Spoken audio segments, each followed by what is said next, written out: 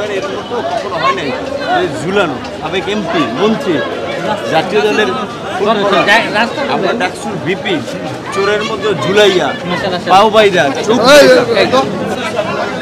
Mobile চোরের মতো ঈশ্বরের মতো ডিবি কার্যালয় পিটাইতেছে। স্বীকারোক্তি চায় যে আমরা মেট্রো রেলে আগুন দিছি, আমরা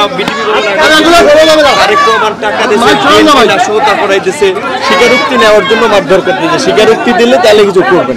আন্দালিব রহমান পার্থ ঈদের সময় আমার মেয়ের চিকিৎসার জন্য দিয়েছে, আমার মেয়ে অসুস্থ সেইটা ওরা ঈদের সময় সেটা বানাইছে যে আন্দোলনের কারণ না, এটা পার্থ ভিতরে আছে, পার্থকে জিজ্ঞেস করে বিএনপির কোনো নেতা না। আমরা ভাই অন্যায় করি নাই, দেশের মানুষকে অনুরোধ করব যে আমাদের না শুধু দেশকে মুক্ত করার জন্য, আমাদেরকে সেভ করার জন্য গণ আন্দোলনের বিকল্প নাই। এই 400-500 মানুষ হত্যা করেও যদি এই সরকার টিকে যায়,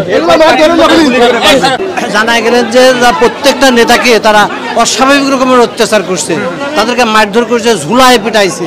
সেই কথাই বললো যে সাবেক এমপি এবং এই যে আমিনুল ইসলাম টুকু দিয়া, জামাতের দিয়া, রিজভি দিয়ে কাউকেও সবগুলোকে উপরে ঝুলাইয়া পিটাইছে। সেই কথা বললো যে আপনাদেরকে বিষয়টা জানানোর জন্য আবার আজকে রিমান্ড দিতেছে। আজকে আবার কি পরিমাণ অত্যাচার করবে সেটা আপনারা তার বুঝতে হয় না। আর যে টাকা পয়সা লেনদেনের কথা কালকে ডিবি হারুন যে টাকার কথা বলছে, ভিপি নূর টাকা নিছে, এটা সঠিক না। এটা আন্দালিবুর রহমান পার্থ গত ঈদের আগে তাকে পারিবারিক একটা বিষয় তাকে এই টাকাটা দিয়েছেন।